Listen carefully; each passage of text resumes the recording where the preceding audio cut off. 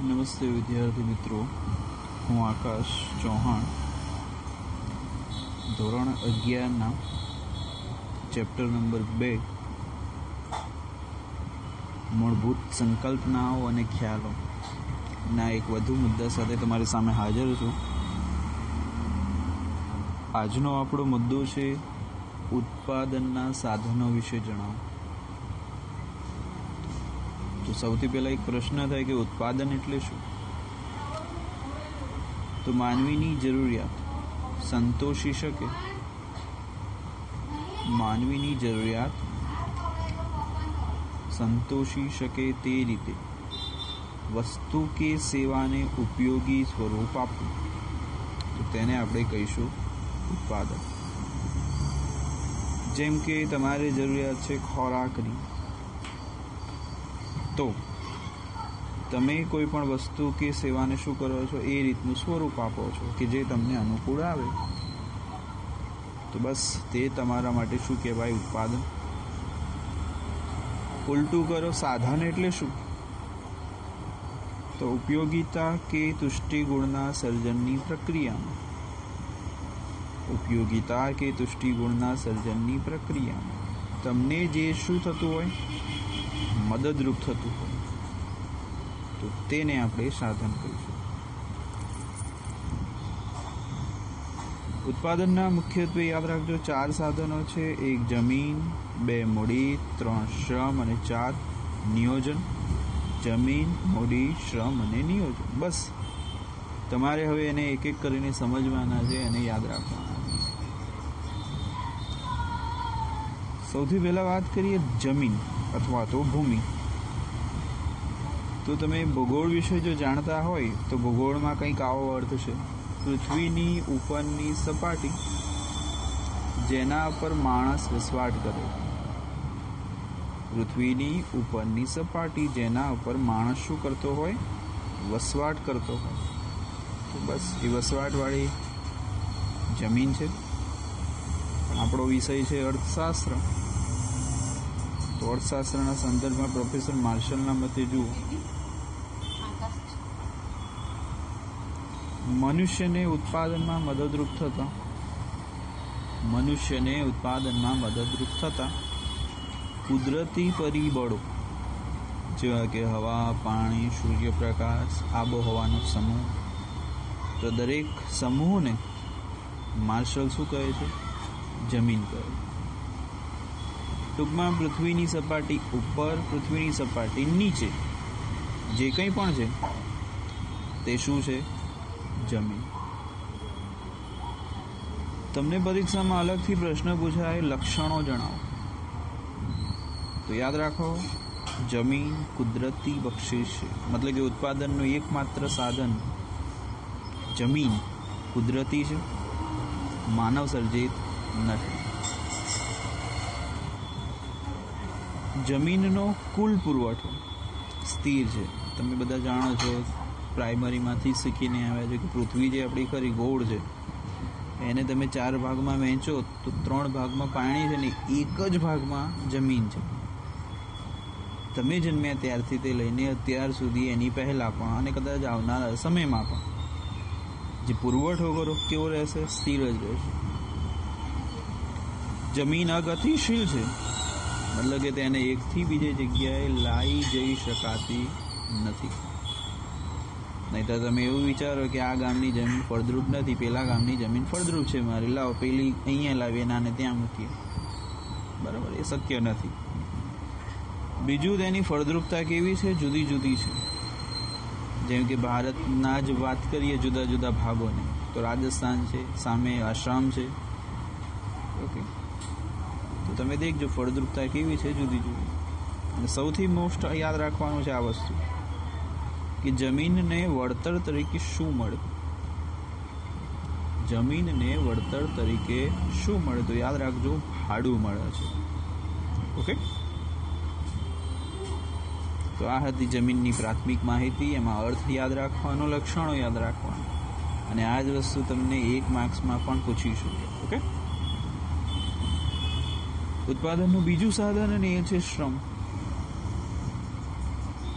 અન્ય વ્યક્તિની સૂચના કે દેખરેખ હેઠળ વળતરની અપેક્ષા સાથે થતું માનસિક અને શારીરિક કાર્ય તો તે શ્રમ છે, અને તે કરનાર વ્યક્તિ શું કહેવાય?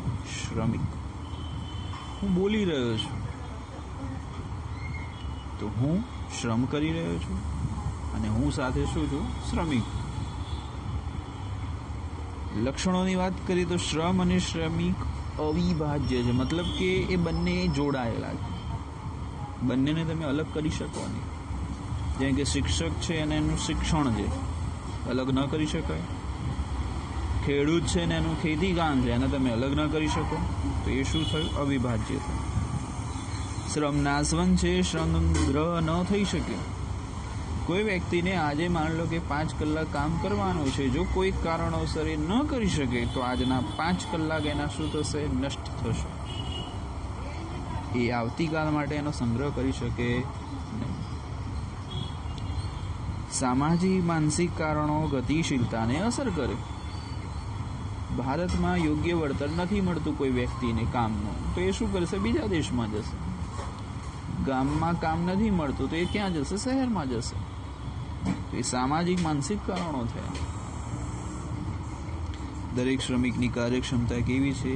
જુદી જુદી હોઈ શકે. કોઈ 1 કલાક વધારે કામ કરી શકે તો કોઈ 1 કલાક ઓછું કામ કરી શકે. શ્રમના પુરવઠાનો આધાર વસ્તી ઉપર છે. ભારત છે ત્યાં વસ્તી વધારે છે એટલે શ્રમનો પુરવઠો વધારે.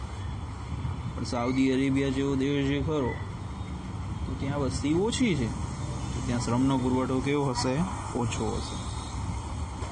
અને બીજું યાદ રાખવા લાયક વસ્તુની એ છે આ કે જેમ જમીનને ભાડું મળે છે તો શ્રમને યાદ રાખજો વેતન મળે. ઓકે, તો આ હતી શ્રમની વ્યાખ્યા અને લક્ષણોની માહિતી. બીજો એક મુદ્દો ચર્ચીએ હવે આપણે.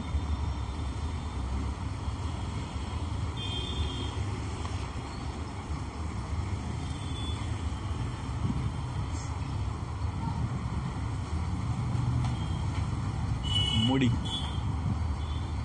નોર્મલી મૂડી એટલે પૈસા, સંપત્તિ, આપણે એવો જ અર્થ કાઢીએ છીએ. ના, અહીંયા એનો અર્થ કંઈક અલગ થાય. મૂડી એટલે એવી ભૌતિક વસ્તુઓ જે ઉત્પાદનમાં શું થતી હોય? મદદરૂપ થતી હોય. એમાં માત્ર ને માત્ર પૈસા સંપત્તિ નથી આવતું, કાચો માલ પણ આવે, યંત્રો પણ આવે. ઓકે, અહીંયા લખેલું જ છે ને કે ઉત્પાદનમાં શું થતા હોય? મદદરૂપ થતા હોય. તે બધી જ ભૌતિક વસ્તુઓ શું છે? મૂડી છે. બીજી વ્યાખ્યા આપવી હોય તો આવી આપી શકાય કે ઉત્પાદનનું ઉત્પાદિત સાધન છે, કેમ કે તે ભૌતિક વસ્તુ છે જેનું ઉત્પાદન થયું છે અને તે ઉત્પાદનમાં શું કરે છે? મદદ કરે છે. ફોર એક્ઝામ્પલ, આ પેન્સિલ લઈ લો, તો પેન્સિલ શું છે? ભૌતિક વસ્તુ છે. આનું શું થયું છે? ઉત્પાદન થયું છે, અને એ ઉત્પાદનમાં પાછું શું કરે છે? મદદ પણ કરે છે, કાં તો પરોક્ષ રીતે કાં તો પ્રત્યક્ષ રીતે. વાત કરીએ એના લક્ષણોની તો ઉત્પાદનનું યાદ રાખજો, જેમ જમીન કુદરતી સાધન છે તો ઉત્પાદનનું માનવ સર્જિત સાધન પૂછે તો યાદ રાખજો મૂડી. કેમ? કારણ કે માનવીએ નિર્માણ કરેલું છે. ઉત્પાદનનું સૌથી વધુ ગતિશીલ સાધન પૂછે તો યાદ રાખજો મૂડી છે. કેમ? તો કોઈક વ્યક્તિને 5 કરોડ રૂપિયાની જરૂર છે તો અહીંથી ત્યાં તમે એને ટ્રાન્સફર કરી શકો. બીજું અછત ધરાવતું સાધન છે, કારણ કે દરેક પાસે અવેલેબલ ન પણ હોય. અને બીજું યાદ રાખવાનું કે એને વળતર સ્વરૂપે શું મળે? તો વ્યાજ મળે. તમને એક પ્રશ્ન થાય, તમે કેવી રીતે વાત કરો છો? વ્યાજ તો પૈસાનું જ મળે? ના, ખોટી વસ્તુ. તમે કોઈક મશીનરી ભાડે આપો છો, તો ભાડે આપશો તો જે વળતર મળે છે, ભાડું મળે છે, એ એક પ્રકારે શું છે? એનો વ્યાજ જ છે. ઓકે, બીજું છે નિયોજક. ઉત્પાદનના સાધનોનું સંયોજન કરનાર નિયોજક, પણ તેની કામગીરીને નિયોજન કહેવાય. યાદ રાખજો, જમીન, મૂડી, શ્રમ. જમીન, મૂડી, શ્રમ, તો ત્રણેયને જોડવાની કામગીરી કરનાર તો એ નિયોજક, પણ ત્રણેયને જોડવું તો એ નિયોજન થયું.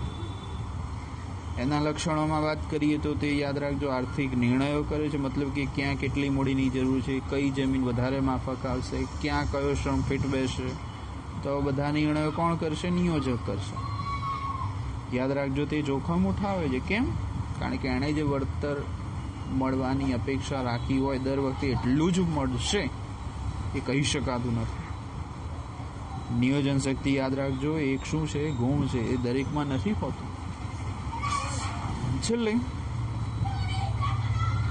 તેને મળતું વળતર શું કહેવાય? તો નફો કહેવાય. તો જમીનને ભાડું મળે છે, મૂડીને વ્યાજ મળે છે, શ્રમને વેતન મળે છે અને નિયોજકને શું મળે છે? નફો મળે છે. ઓકે, એક નોંધ લઈ લઈએ. નિયોજક ઉત્પાદનના ત્રણેય સાધનોને નિશ્ચિત વળતર આપે છે. યાદ રાખજો, મેં તમને હમણાં વાત કરી તેમ. પણ યાદ રાખજો, તેનું જ વળતર નિશ્ચિત હોતું નથી. એ આનું બીજું લક્ષણ કહી દે છે આપણને. ઓકે, ચલો, તો આ હતી કંઈક માહિતી. આવતી વેળા કંઈક નવું.